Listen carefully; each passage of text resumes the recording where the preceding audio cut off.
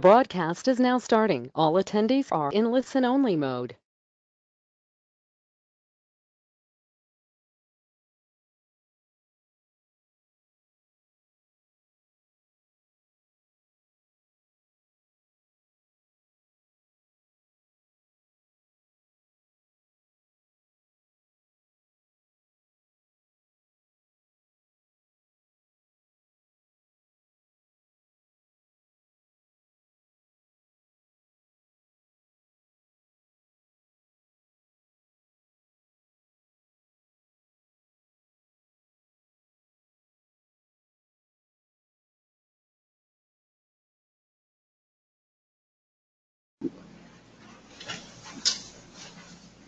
Well, I wanted to, as we've done in the past, I wanted to go ahead and get the broadcast started a little early, just so people can work out technical issues, that sort of thing. We found last year that if we started the event exactly at 12, that oftentimes people were scrambling to get their sound hooked up or whatever. So hopefully everyone is hearing us and seeing the video. If you have questions, I will be manning the question thing, so type in the questions on the computer. I don't believe there is a way right now for you to actually ask them, like orally. But since we have a little time before the CLE begins, and Mr. Watts is waiting patiently off to the side here, I did want to take a second and thank the LSA folks who are attending, obviously, but also especially the private lawyers who attend. For those of you who have attended numerous sessions, we've got a great feedback, we got a lot of ideas, and we're really excited about this year coming up. I did want to take time to say, if you do not currently volunteer for one of the 5 volunteer lawyer programs around the state, if you don't know, there are about 1 million low-income people in Alabama. There are 1 million people who qualify for free legal services who can't afford a lawyer. Of those 1 million people, legal services can help around 11,000, 12,000 people a year. The VOPs also help, the 5 VOPs combined help around 5,000 people a year. We're talking about 16,000 people out of 1 million. There is simply no way that even if we were to quadruple our work, and let me promise you, the people at legal services and the volunteer lawyers are working day and night and weekends trying to do the best we can, there's no way we can meet the need. And that's where you would come in. If you do not currently volunteer for the volunteer lawyer program, we would ask you to consider volunteering. There's a great need. And I think you will find what I've always found and what I've always heard back is that the more people you help, the better you feel about yourself and the world and everything. It's really it's not just for clients. It's not just about doing the right thing. It also will make you feel great, and you'll be glad you did it, which is one of the reasons that we're here today. I've asked Mr. Watts to come and present on a CLE that people had asked for last year. At the end of last year, we asked for a list of things that private attorneys were interested in learning about, and one of them was third-party debt collection, which is a big issue here in Alabama. I'm not going to tell you why. I'll assume Mr. Watts is going to tell you why, so I don't want to steal any of his thunder. But this is a very important topic, as are all the topics we're going to talk about this year. And if you enjoy this, if you want to learn to apply it, certainly your local VLP will have some cases for you. With that being said, hopefully the sound in the video is working fine. I'm going to walk over and check that as we're going through the CLE. If you have any questions, make sure you type them out. I will not be checking email, so the only way you can contact me is through the device that's on the screen. But please stick around at the end. There is a CLE evaluation that we use to make decisions about what we're going to do in the future, also about making changes to how we present. We started doing this last year, and obviously we've done some changes. We've fixed it up so it looks a lot better. We want to keep doing that as we go forward. With that being said, let me check the time. We usually start about 12:01. We got about 4 minutes. And I appreciate the person who just texted and said it looks and sounds great. That's what I want to hear. So that's great.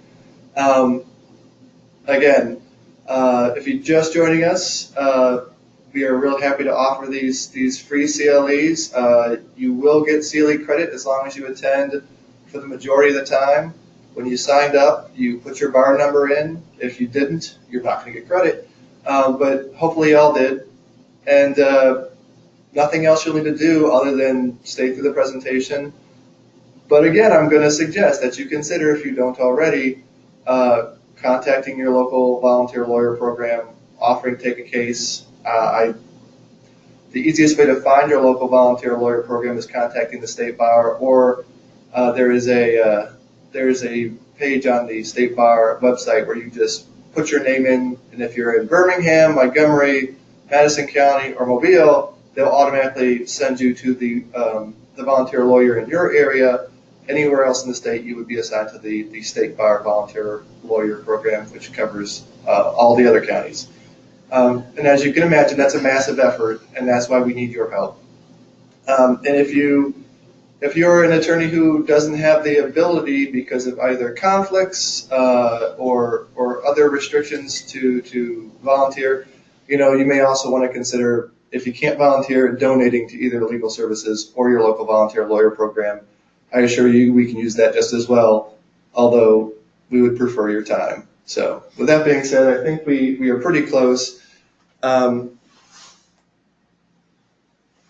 are pretty close to time.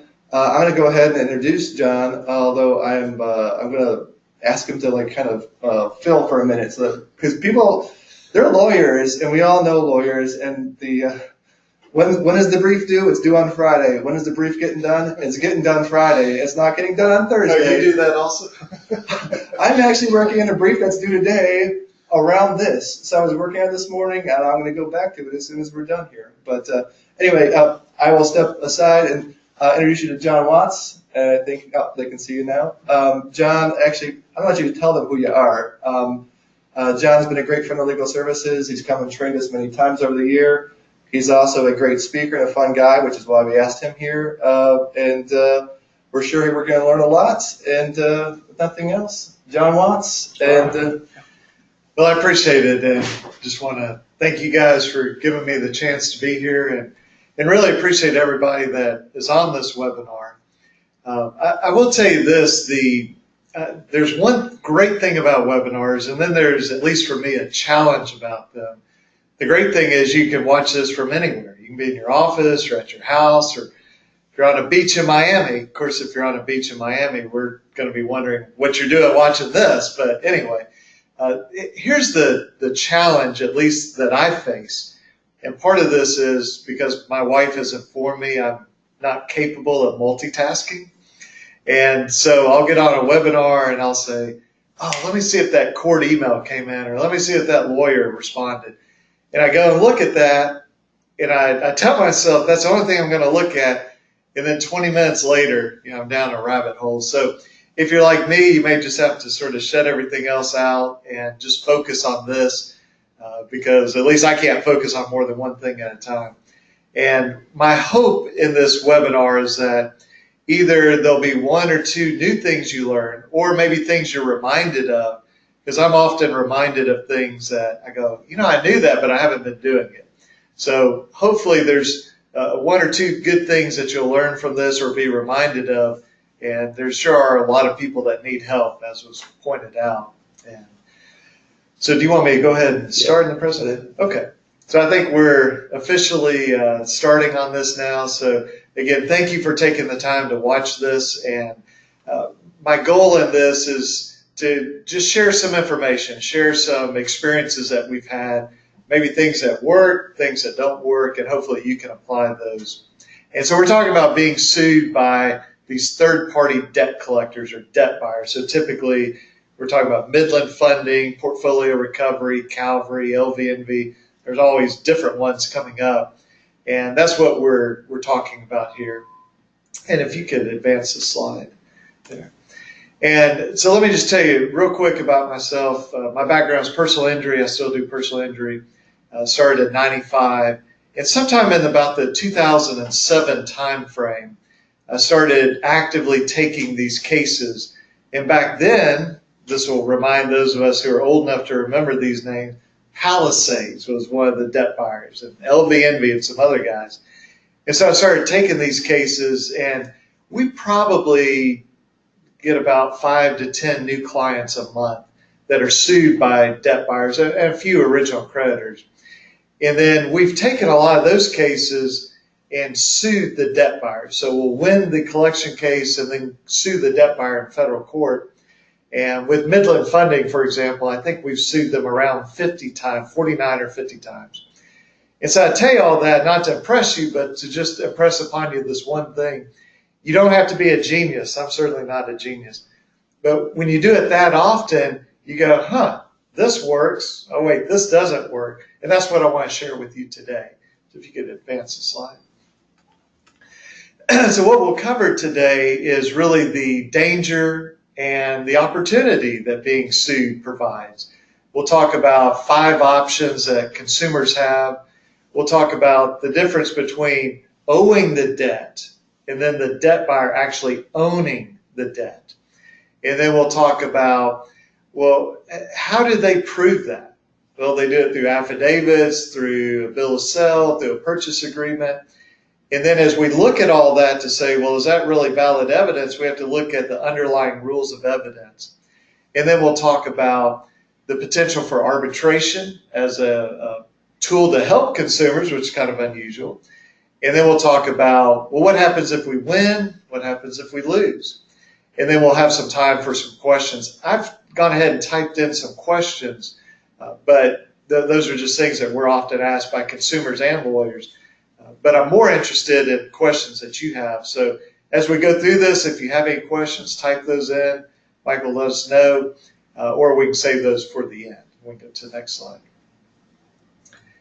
So I've got my contact information in a couple of places. Feel free to reach out. Probably the best way is to text me, and that cell phone number is 205-587-2877. So feel free to text me on that, and we'll go to the next one. So here's the kind of the big picture on the problem that we face, or that consumers face, and that is we're looking at about I think I was telling Michael, Portfolio Recovery, when I looked over a 12-month period, had filed, I think, 6,000 lawsuits. And of course, you got Midland, you got all these other people. So a tremendous number of lawsuits out there. And people, the temptation is to do nothing, which leads to a judgment. Or they think, well, the only solution is bankruptcy. Or they just go, I owe that debt to Synchrony Bank. And I get this lawsuit from Portfolio, and it's got a copy of one of my banks or my credit card statements. There's nothing I can do. And then, of course, if they do lose, they've got a judgment, they're being garnished, they've got a lien on their house, excuse me, or maybe even a sheriff's sale of their house. So all these negative things out there that our clients are facing and consumers are facing. But here's the opportunity. Either through settlement or by winning the case, we can, instead of the client being in a worse position, we can at least keep them even, if not get them in a better position. And so that's what we'll talk about. We can go to the next slide. So let me talk to you about the 5 options consumers face. And I want to share this with you because I don't know where you are for each client in the process. Here's what I mean. You can think of it like a moving parade. We start here with the consumer's been sued. And then they're served, and then they answer a lawsuit, they get a trial date, they go to trial. You may get the client before they've been served. They may say, hey, I'm getting these advertisement letters, I haven't been served, and you look them up on Alicorp and say, yep, you've been sued. Or they may come to you the day before trial, or for the volunteer lawyers, you may get it the day of trial. And so wherever you are in that process, you may have an opportunity to talk to them about their options. Here are their options real quick. Number 1 is bankruptcy. I'm personally not a big fan of that. It can be appropriate, but most of these lawsuits are $1,000, $3,000, $5,000. And I think if we file bankruptcy for them, it needs to be because that's what they needed anyway, not doing it because of the lawsuit. Second option would be for us to explain to the consumer, how can they do this on their own? Maybe they don't qualify for legal aid. Maybe for whatever reason, they can't, have the opportunity for a volunteer lawyer. They can't hire a private lawyer. Well, they can do this on their own in some circumstances, and we can talk to them about that. Third option is they can settle it on their own. And I think we need to go through that with people and say, look, if you do this, make sure you understand about taxes and credit reporting and how's the case going to be dismissed. But I'll really focus on these last two options, which is hiring a lawyer to fight the case or to settle the case. And in my mind, those really go together. Because the better job we can do fighting the case, the more likely the collection side is going to come to us and say, maybe we should work this out. So we go to the next slide. So I was telling somebody that I've had an original thought maybe once every decade or two. And this was my original thought. I'm not saying nobody else had it, but for me, it just slowly came to me. And I'm still waiting for the next original thought, but this was like back in 2007. And what happened is we would defend people in these cases, and the judges would say, well, John, how much are you going to pay? So, well, we don't pay these guys any money. Go, well, John, did you guys have a Capital One card or a Chase card or whatever? Go, yeah. Well, do they pay it off? No. Well, then you're going to lose. Why do you want a trial? And I say, well, because we owe Capital One or GE Money Bank or Chase or whoever it is. We don't owe Midland or LVNB or Portfolio.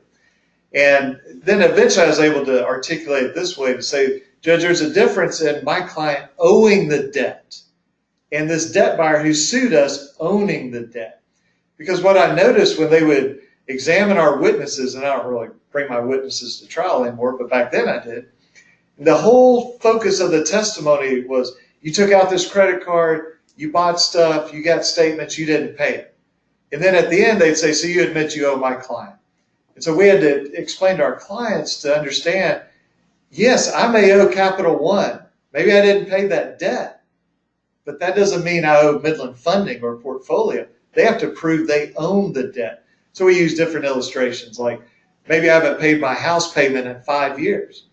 Well, that doesn't mean, oh, this guy's sitting here advancing the slides for me, my house payment. Now, he could sue me and go, John's living there for free. He's not making his house payment. He admits he owes us money. I go, yeah, but not to you.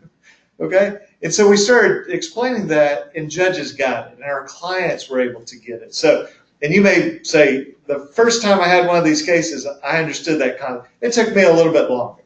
But that's something that really is the foundation of all that we do in defending people from these debt collection suits, is remembering, yes, I may owe somebody the money, but the plaintiff has to prove they own the debt, which will then lead us in how they do that. We could go to the next slide. So they will start putting affidavits. They will put the bill of sale, and they don't really put the purchase agreements, and we'll talk about that. But let's start off, first of all, with the affidavit. That'll be the next slide.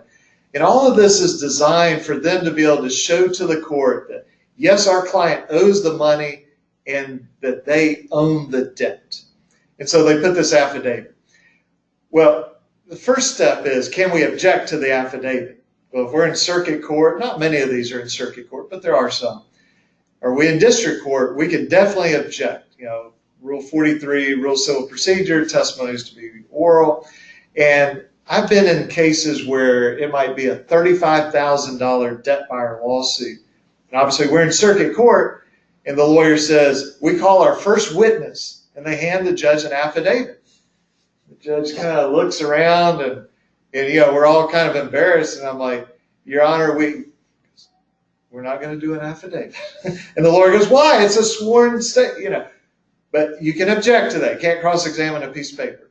So object to the affidavit in circuit court. In district court, the rule specifically says if we all agree to it, well, the solution is don't agree to it. In small claims court, the rule, I think it's Rule J, that the judge has some discretion. And you have to know your judge, know your court. But this is how we argue on why, even in small claims court, these should not be allowed. If I have a client and we sue Portfolio Recovery, and then 6 months later we sue Midland Funding, by the time that second suit comes around, they're telling the federal judge, oh, John's client's a serial litigant. They just file all these lawsuits over and over and over. That's for two. Well, what does that say about portfolio recovery that files 3,000 lawsuits or 5,000 lawsuits in a year? I think they would be a serial litigant. I think the purpose of that rule of saying we'll relax evidence is when Billy and his neighbor Bobby are arguing over Bobby's dog pooping in Billy's yard and they're suing each other. Well, we're not going to make all the neighbors come in person, get the statements from them. I don't think it's really designed for these companies that are filing thousands of lawsuits a year. And this is how I have to think about math in very simple terms. If there are 5,000 lawsuits filed and they're asking for $10, they're trying to get $50,000 out of Alabama consumers. If it's $100 per case, it's $500,000. If it's $1,000 case, it's $5 million. Yeah, you can do the math. And so they're coming in, all these lawsuits, I think they should bring witnesses. So that's our argument. But let's say the judge is not going to accept that. Read that affidavit very carefully. There's a lot of times where the names don't match up. So it's, debt buyer Roman numeral 3 suing us. But the affidavit, the guy works for the name of the debt buyer, then Roman numeral 4. They go, oh, that doesn't matter, it's just a typo. Well, those are supposedly real corporations. Or they may say, all of this is based on information and belief. What does that mean? Or it's just they've got wrong data in there, and you can show that this affidavit's not trustworthy. And if you know that your judge accepts affidavits, maybe get an affidavit from your client to come in and say, I never borrowed money from Midland Funding. They never fixed my air conditioner, repaired my car. I don't know who they are. They haven't shown me that they own this debt. I do not owe them any money. Now you've got at least sort of dueling affidavits there. But anyway, just keep that in mind with affidavits. And almost always with the affidavit, it'll say, this is based on the bill of sale, which will be our next slide. And so they come in with the bill of sale, and you've seen these if you've done these cases, and if not, just ask somebody that's done them, because they're in all these lawsuits. And it's one page, and it says, on this date between Synchrony Bank or GE Money Bank and Portfolio Recovery, we're purchasing the accounts listed in Exhibit A. And they go, see, we bought the debt. This is the proof. To which, I would sort of hold up a piece of paper and go, really, you bought $200 million worth of debt with a single piece of paper? I don't think that's what you did. And then when you read that, it'll always say, pursuant to the terms of the purchase and sell agreement or the credit card purchase agreement or something like that. You say, well, where's that? Because the bill of sale is really an exhibit to that purchase agreement. And they'll go, oh, we can't show you that. That's top secret. It's like the formula to Coke. Well, that's the contract. You say you bought it. You have to show me that. And that'll be our next slide. It's on the purchase agreement. Because the purchase agreement is actually the contract. It's the real thing where they bought something. It also says not only what did they buy, but what rights does the debt buyer have. And right now we're talking about if it's, say, the bank selling directly to a debt buyer. It could be the bank to a debt buyer, to another debt buyer, to another debt buyer. Well, then you'd have multiple purchase agreements in there. And so with the purchase agreement, this is the actual contract. And some of the older ones will say, for example, they'll say, we make no representation as to the accuracy of any of the account information. So that's a problem when the collection lawyer comes in and they say, Judge, this is the gospel truth. What I'm telling you about how much is owed, when the last payment was, that we bought the debt, it's all 100% accurate. Well, if the purchase agreement, the contract says, by the way, you're buying these things as is, we make no representation that any of this stuff is accurate, well, that's a problem for them. Or if they get an affidavit maybe from the original creditor, say Synchrony Bank, Chase, whoever, and that affidavit says, oh, all the information is accurate. Like, well, that's cute. That's what the affidavit says. But then we look at the actual contract, and that contract says, don't rely on anything we put in it. And occasionally these purchase agreements will even say, look, you can buy the right to receive the debt, to receive the money for it, but we do not authorize you to sue consumers over it. You might say, well, why would a company do that?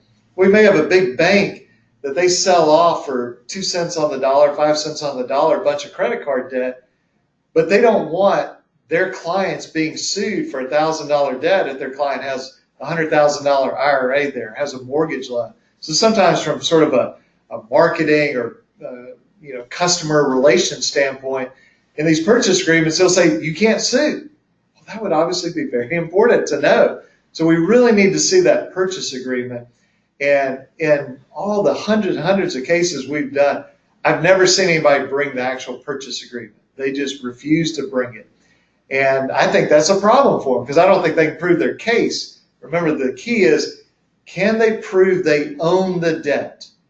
Well, if they don't have the actual contract where they supposedly bought it, I think they've got a real problem proving they own the debt. So that's the thing on the purchase agreement. If we go to the next slide.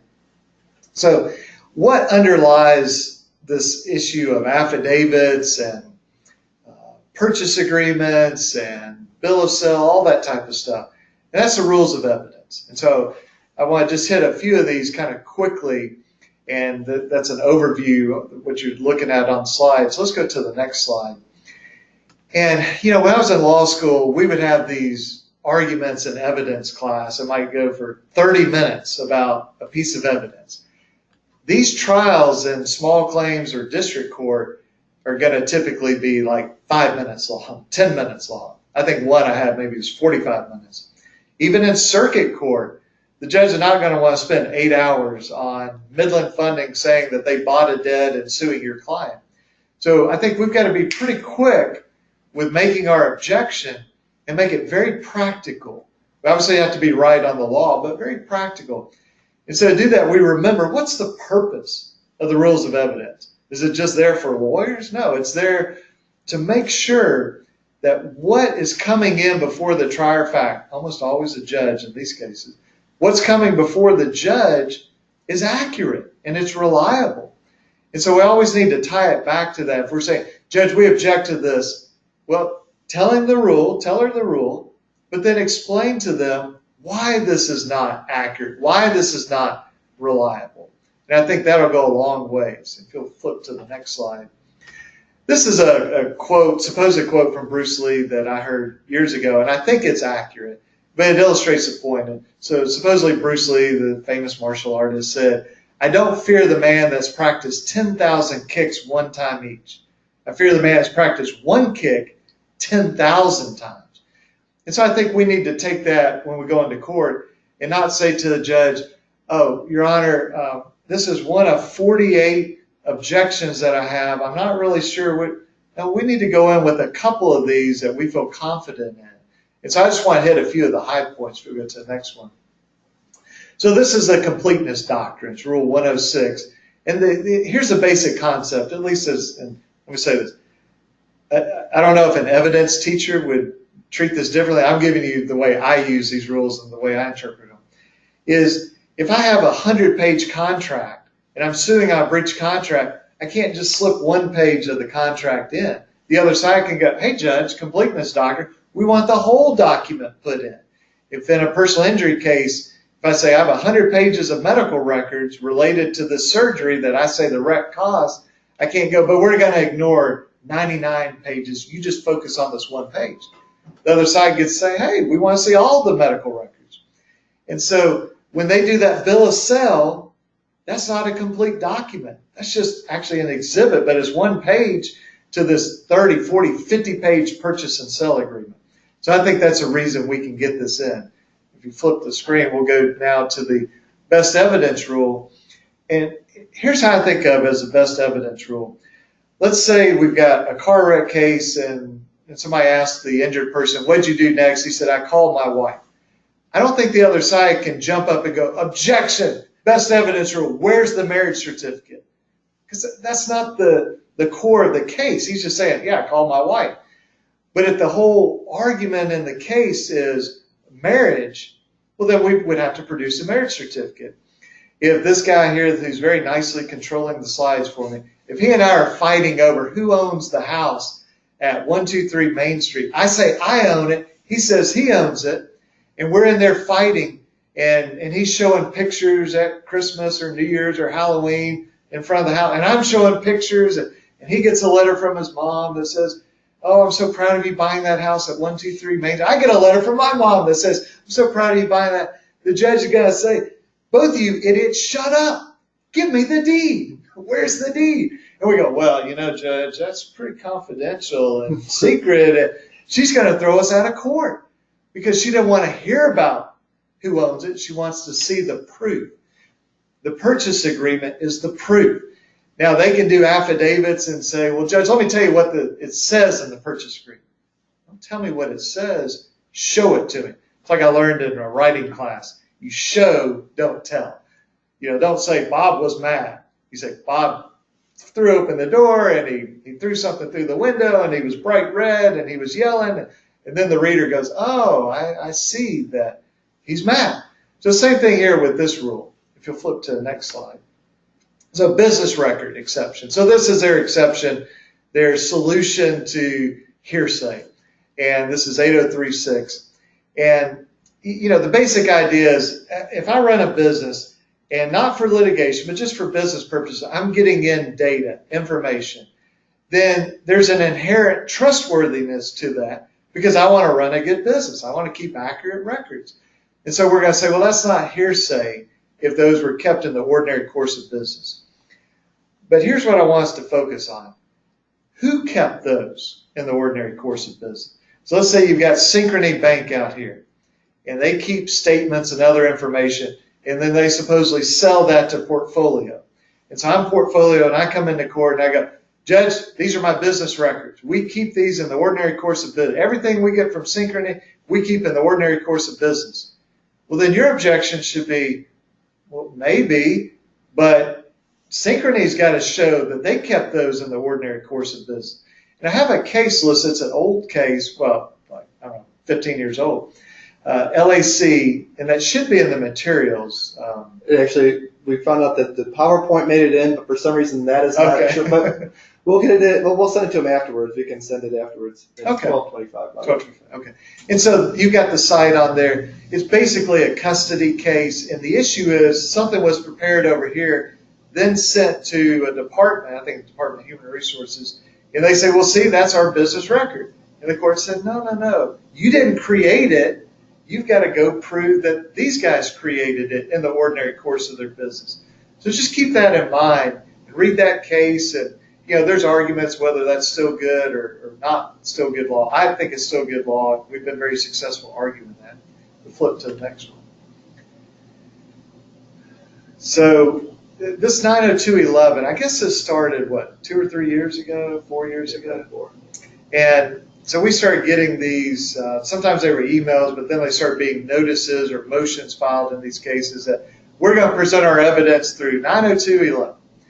And the first thing I would say to you is see if they actually give you the documents, because 90% of the time when I get these, there's no documents attached. So I immediately send the people an email. I'll just take the ALA file, email, forward that to the lawyer and say, "Give me the document. I don't know what you're talking about." And I think one time somebody has responded. Otherwise, they just ignore it. Well, I feel pretty comfortable walking into trial. They go, 902.11. I go, "Judge, I asked them 5 minutes after they gave everybody notice. I asked them for the documents. They didn't give them." Well, those aren't coming in. What if they give you the documents? Well, it would be just like at court. Do they give you the complete document? Do they give you, do they talk about the purchase agreement, or do they actually give you the purchase agreement? And then you could either object to them by email or even file a response to their notice, because usually it comes in as a motion, and say, "Hey, we don't agree with these records. We don't think they're reliable." And there's sort of been a lot of noise about this. It's never actually made a difference in any case we've tried. And maybe other people have had different experiences, but this was supposed to be the savior of the debt collection industry, and from my standpoint, it hasn't made any difference. We can go to the next slide. So here's something, and I'll be very candid with you. I have never used this as a strategy. I one time said I was going to use it, but that was with an original creditor, and they quickly did what I wanted them to do. But I do know lawyers in other states that are moving to compel arbitration on small claims or district court cases. usually the arbitration provision provides an exception for small claims, saying you can go to court in small claims, but it doesn't forbid that even that small claims action being arbitrated by the consumer. So you've got to get the user term and agreement, all that sort of stuff, and say, all right, do we have the right to compel arbitration? Can we compel it against this debt buyer? And you really have to study those agreements, because they'll have a section called we, W-E. It'll say we means Synchrony Bank, we means Capital One, whoever. And sometimes they'll say in anybody that is our agent or any assigns. But sometimes it's just limited to and our agents. Well, I can promise you, Capital One, Synchrony Bank do not believe Portfolio Recovery is their agent. Because if Portfolio Recovery is their agent, then what Portfolio Recovery does wrong is the liability and responsibility of Capital One, Synchrony Bank. They do not agree with it. But just look and see, can you legitimately compel arbitration? And the theory is that maybe there's a $1,000 lawsuit, but because these companies are so obsessed, in my view, if I could say it that way, obsessed with stopping class actions, they've made the arbitration agreements pretty favorable to consumers. But they say, we'll pay all the cost of it. We'll pay all the arbitrator fees, all the whatever it is. And so you might have a $1,000 lawsuit, and they're going to have to spend $800 to even get in front of an arbitrator. And so they may decide, hey, it's not worth it. Now they may also decide, well, we got to stop this, so we're going to fight you on these, and even if we lose money, but it's an option for you to consider. Like I said, I haven't done it in a debt buyer context, but let's say you have a judge that, you know, just always rules against you. And you're like, okay, I'm going to lose. Well, maybe I'll do arbitration. You know, what's the worst that happens? You lose, but you may be able to win. So keep that in mind. You'll advance the slide, and I'm going to get a drink of water here. So let's talk about winning and losing. Whoever loses in small claims or district court, you've got 14 days to appeal to circuit court. And Michael, you can correct me. I don't think you can do that online, can you? Don't you have to physically go do that appeal? You have to walk down to the courthouse. And I tell clients, if they call me, maybe they've lost, and in other words, I'm not representing them. I say, go down there, but not on day 14, because I've had some people go down there and the clerk's office says, we have to pay the judgment before we'll let you appeal it. You know, and you say, no, go back the next day, get somebody who knows what they're doing. But they have that right to appeal, and certainly the debt buyer has the right to appeal if they lose. If we lose, we can appeal, we can settle.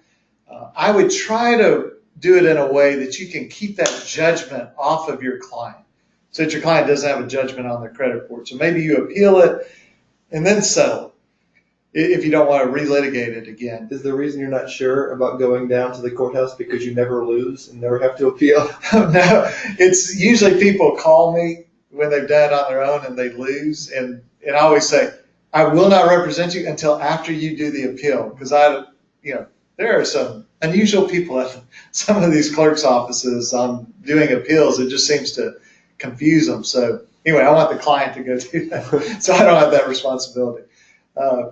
So you could appeal it, then settle it, or maybe do an agreement where you vacate the judgment. But it's something to keep in mind. But what's more fun to talk about is when we win. If you'll go to the next slide there.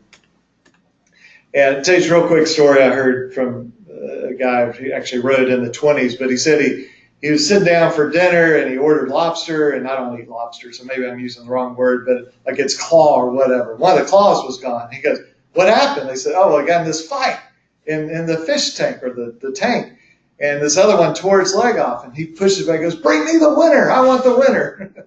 So let's talk about being the winner.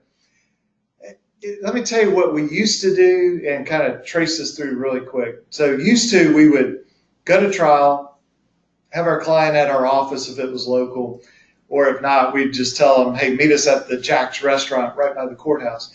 Excuse me. And so our objective was to win the case, and then we had a Fair Credit Reporting Act dispute letter already written for them. It says, I got sued, here's case number, the phone number of the court, phone number of the collection lawyer, and I went to trial today and I won. So we were, 100% hopefully being confident about winning. And so the client would send that out, and the credit bureaus would go to Portfolio or Midland or whoever, and they would say, verify the debt. It's accurate. Well, it's not accurate because we've got a judicial determination. We do not owe that money. So then we'd sue the credit bureaus and sue the debt buyers. Well, they eventually caught on to this, which I guess is good, for consumers. And maybe if you're a lawyer suing people, it's not so good, but good for consumers, where they started fixing this stuff. And so then we decided, well, let's see what happens if we win the case, and then we just wait 60 days, 90 days. What will they do with our credit report? And a lot of them would not remove it. They would continue to update the credit report every month. Hey, consumer owes $2,000. Well, we won 2 months ago. We owe you $0. You need to come off of our credit report. And so we'd sue them for that. And then they started saying, okay, well, maybe as soon as we lose, we'll remove it from the credit report, which, hey, very happy clients when that happens. But I'll give you an idea, and I'll put this on the screen, that you could do a dispute, a Fair Credit Reporting Act dispute, if you have time before the trial. Look, I got sued. Here's case number. I don't owe this debt. This company doesn't own the debt, and I'm going to prove this at trial. Get this off my credit. They'll verify. Well, then after you win, do another letter. And sometimes what the credit bureaus will do, because they're all about shortcuts, and it has nothing to do with having accurate credit reports. Credit bureaus will go, when you send the second dispute letter, they go, hey, we've already investigated that. We won't look at that again. You know what? That's a big problem for them because they violated Fair Credit Reporting Act. So we sue them for that. So that's an idea for you. And then if you look at I've got this at the bottom of this slide. Look at what efforts did they make to actually prove their case. So we got some pushback from federal judges on, well, look, John, they came to court, they had the affidavit, they had 100 pages of documents, they put those into evidence. So what that they lost? Well, I think it still is a problem for them, but let's just go with that. What about when you show up at court and they go, yeah, I don't have anything. Let's just tell the judge to do a defense verdict, or let me just dismiss with prejudice. Well, they made no effort to prove it. So think about this. They say your client owes $2,000. They've said that in letters. They've called your client. They've sued your client. They put on their credit report they owe $2,000. And then when we get to the actual trial, they do nothing. Well, the proof is at trial, we don't owe that money. We get that from some tort reform opinions that said that whatever you're accused of, if it's dismissed with prejudice outside of settlement context, you're not guilty of whatever you were accused of. Well, I look at that and say, they accused me of owing $2,000. Evidently, I don't owe them any money. But particularly when they make no effort, you may be able to sue them under the Fair Debt Collection Practices Act, malicious prosecution. It's just something to keep in mind. If we go to the next slide, this is something we're seeing more and more of, that for years we didn't see this, but we're seeing it a lot now.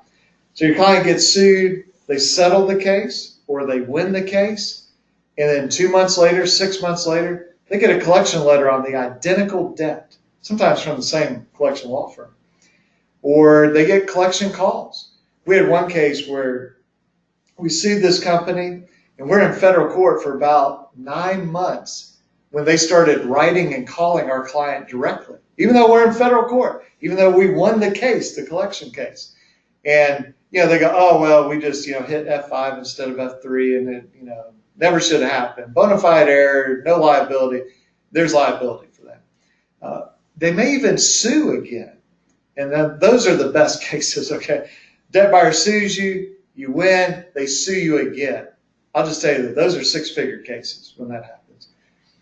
They make credit report. So you win your case, and 6 months later, they're still updating the credit report that you owe this money. I would sue them for that. So not only when the case is over, but then check back with the client. 3 months, 6 months. Tell your client when the case is over, whether you settled it or you won, however you've done it. Say, let me know if you start getting any more collection calls, letters, if this is on your credit report. So something to keep in mind. We'll flip to the next one. So some questions, and I've got some written, but we might have some that have come in. Do we have any?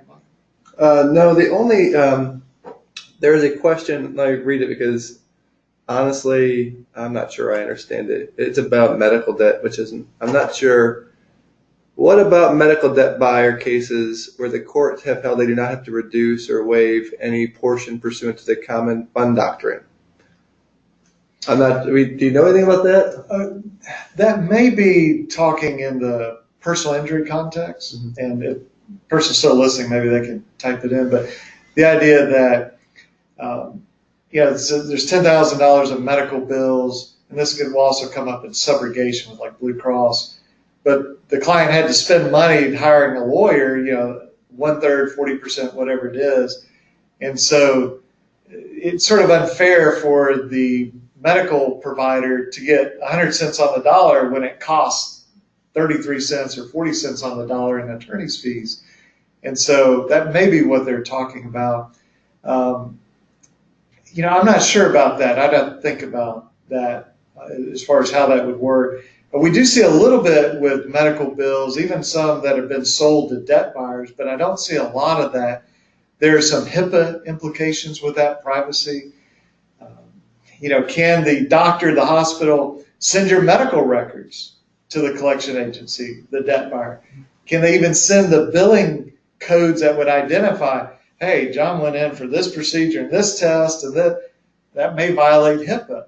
Now, we don't really have a private cause of action there, but sometimes we can sort of fit that in with the Fair Debt Collection Practices Act. So anyway, I don't know if that answers the question. And you can also get with me privately, and I'll be glad to chat with you about it. A couple of questions I wrote, and how are we doing on time?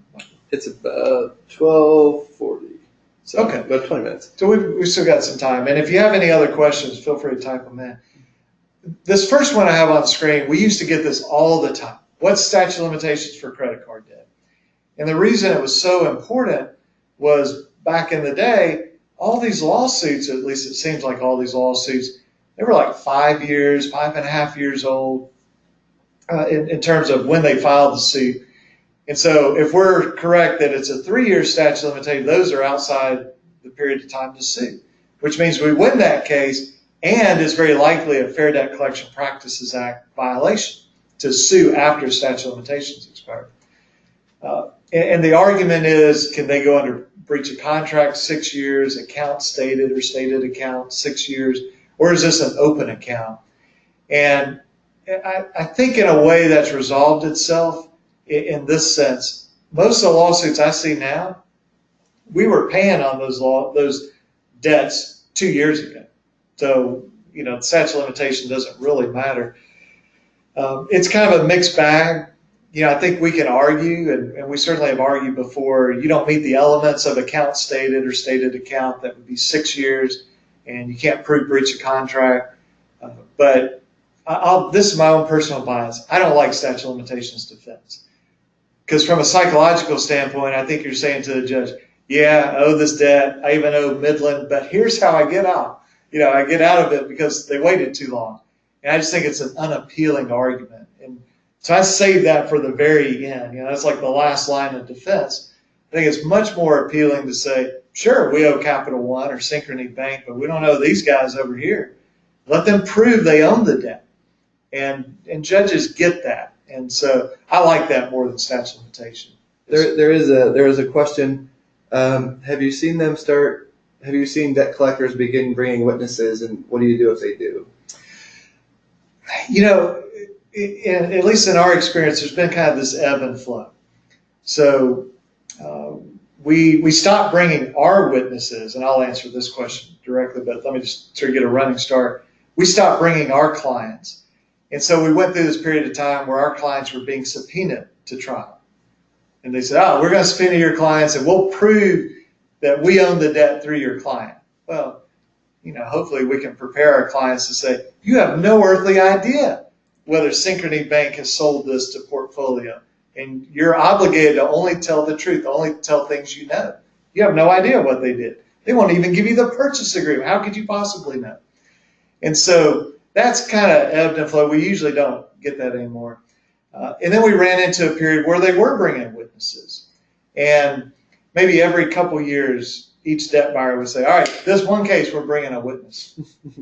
And fortunately, whether through skill or good luck, and my dad had a sign in his office that says, luck beats skill any day, so I'll take luck.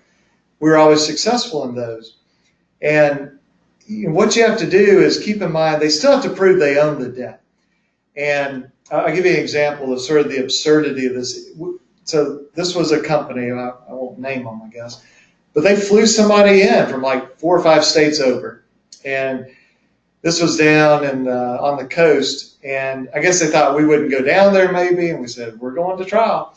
And so they fly this witness down. And it's this big production. And we make a hearsay objection. And the response is, well, we can prove business records. And so we ask the question, how do you know what the procedures are at Chase Bank or wherever?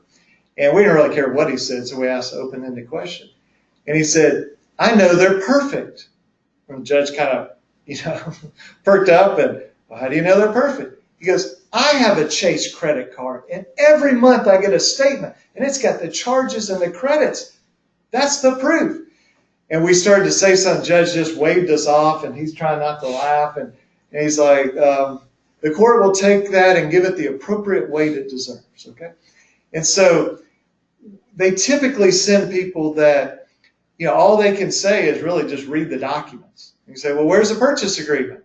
And I've even asked some of these guys in front of judges, I say, do you have the purchase agreement? No. Have you ever seen the purchase agreement? No. Has anybody in your office ever been allowed to lay eyes on the purchase agreement? No. Do you even know if a purchase agreement exists?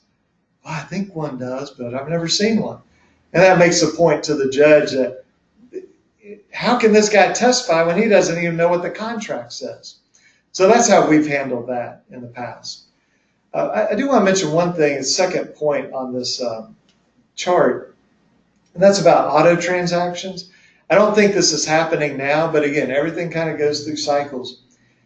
So we were getting a lot of these lawsuits where you buy from the dealer. So the dealer's listed as the seller, and then they immediately flip it to Santander or City Finance or whoever it is. And those suits would be brought about 5 years after the repo. And so they repo and they send you a letter that says, here's the final amount you owe. So we don't have to worry about this is like a closed-end loan, which every month being a new transaction. It's set, and then like 5 years later, they sue. And so we started defending those, and this was one time I used statute of limitation. And I think the UCC, which I hated in law school, and it still makes my head hurt, but the UCC, I think on that is 4 years, sale of a good. And so we started defending these and then suing the debt buyers. I think they've all stopped doing that. But again, that may come back. So just if you get a car loan, so it'd be like Cascade Capital, Velocity Investments. We used to see AutoVest. I don't know if they're still around. But just be on the lookout for that. And then, I don't know, do we have any other questions? Well, I actually had one question, and it was in the middle. It was about 902.11. I've had the same basic experience you've had where they don't send anything. And so I guess you said only one time that they've actually sent the documents when you've asked them. I've seen some federal court cases that said that if the documents were presented beforehand, but they were then identified by Bates stamping, that would be okay.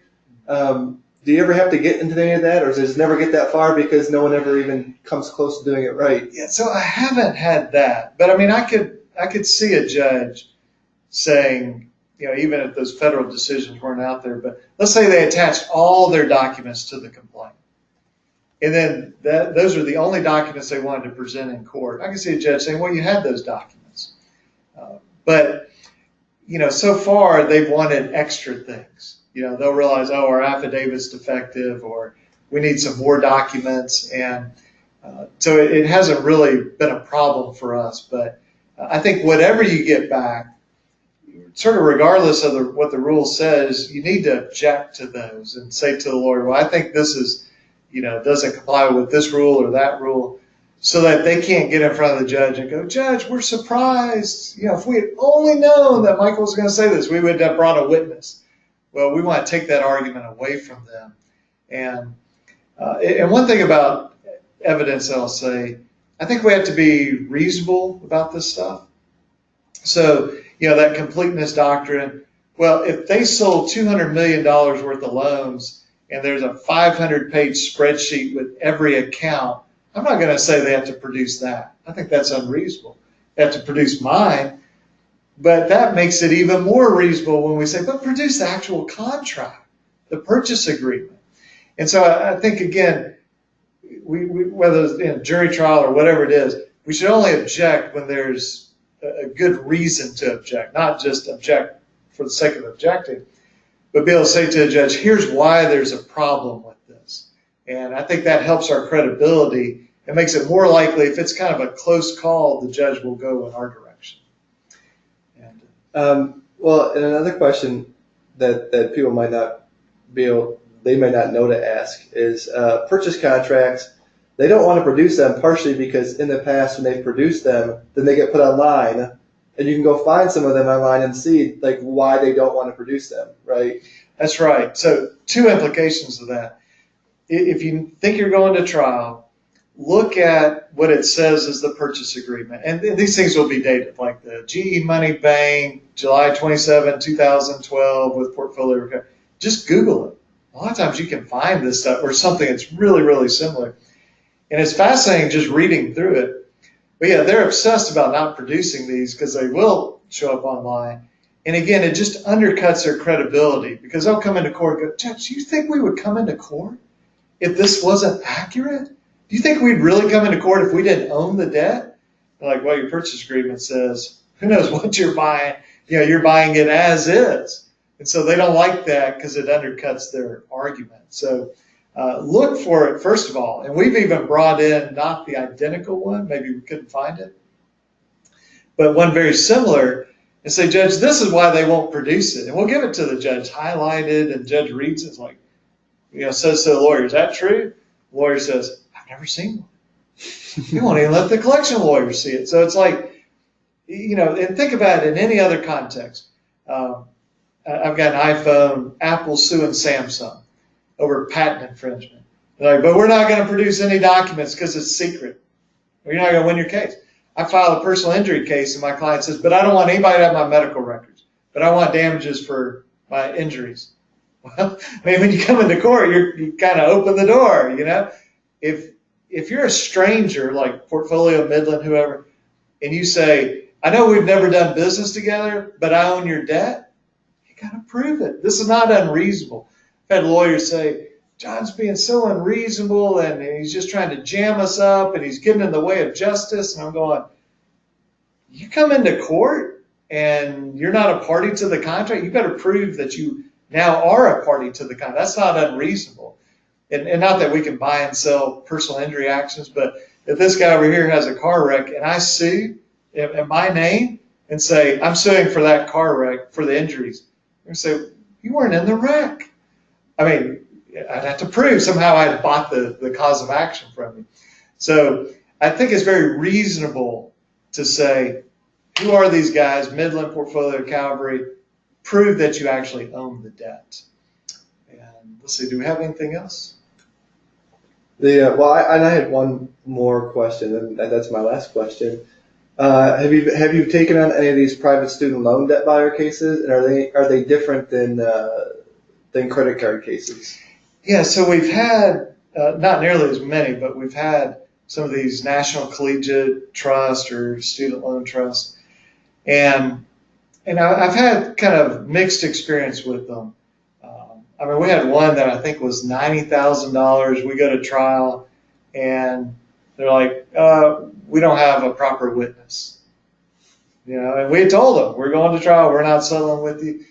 And judge is like, well, it's trial, and you kind of have to bear your burden of proof. Now, I have had them bring witnesses. I will say this about them. In cases I've had, they've been much freer with producing the purchase agreement and producing kind of the, we might call it the chain of title. Like, here's the original and each step of the way. I still think they have problems, and they've certainly been pounded by the regulators. So they're not quite as clean as the typical debt buyers. Because at least they claim, the National Collegiate Student Loan, they claim to have bought the debt back right when it was created, which makes it a little bit different. And also just the numbers are higher. So we're dealing with $50,000, $100,000, a little more incentive to put effort into it. And so you may need to pay some money in that, or you may can go try it and win. I think you covered the mutual aid. Oh, yeah. So this is something that I've seen lawyers in other states have different opinions about. And that is, what if the debt buyer comes to you and says, tell you what, let's do a mutual release. Do you do that? Well, the way I was taught when I first became a lawyer is always do what's in the most immediate best interest of your client. They've been sued. If you have an opportunity to make that lawsuit go away permanently, that's pretty compelling. And then you can decide, do you want credit reporting in there? What about tax implications? Is this going to be considered forgiveness of debt? I'll just tell you, we do these. We're very happy to do mutual releases, and that keeps the debt buyer from being sued, so they're happy about that. My client's happy. They don't pay any money. It's off their credit report. There's no tax implications. Now, I've seen some lawyers around the country say, oh, you're a terrible consumer lawyer if you ever agree to these. I think, well, that's sort of an arrogant thing to say. You don't know what my client's going through. And we all have to represent our clients. So I think those are fine. And everybody makes their own decision. Maybe you want to pay these guys some money. I would just make sure you tell your client, if you're paying money, are they going to get hit with taxes, debt forgiveness on tax? So if you're sued for $5,000 and you pay $1,000, I think you got to tell your client you're probably going to get 1099 for $4,000. That's one reason why I don't ever want to pay them. I just take the position, you guys don't own the debt, we owe you nothing, so you're not forgiving any debt. Just like if some stranger said, John, you owe me $10 billion, but I'm going to forgive it. I go, okay, I'm not paying taxes on $10 billion of forgiven debt. So that's the position we take on it. And I think on the next slide, there's also contact information. Or maybe, so my contact information. And then if you'll go also to the next slide, Michael. If you want to know more, NCLC has a book, and it's nationwide, but it's a book on defending these cases. Pretty sure they have a webinar series. And I think I just got an email from NACA, National Association of Consumer Advocates, that they have a free sort of defending debt buyer case video series, really designed for consumers. So you can look at that. As far as suing these guys, you may know how to do that. You may want to co-counsel or refer, something like that. But there's plenty of resources out there. And I'm going to hallucinate that I have the authority to say this, that if you go to a legal aid office and you're nice to the lawyers there, they will probably share everything they know about how to defend these cases. And, so there's so many of these cases out there, and so many people are getting hammered by this, that we need as many people as we can to try to stem the tide. So, but reach out to me if I can help you in any way, and I'll be glad to do that. So, thanks for sticking with us, and I will now turn it back over to the master of ceremonies. I want to say thank you to John for coming. And also, if you didn't know, we had the record number of attendees, and we do actually, the computer will tell us who's actually watching. It says, did they minimize it? You had 100% of people actually watching, which that does not normally happen. That's got to be a glitch, right? And it's already dropping, right? It's dropping right now. But, well, thank you all for coming. We're gonna turn it off in a second. An evaluation will pop up. Feel free to evaluate John, say nice or bad things. I'm sure they will all be nice. And also let us know what else you'd like us to present on. But thanks for coming.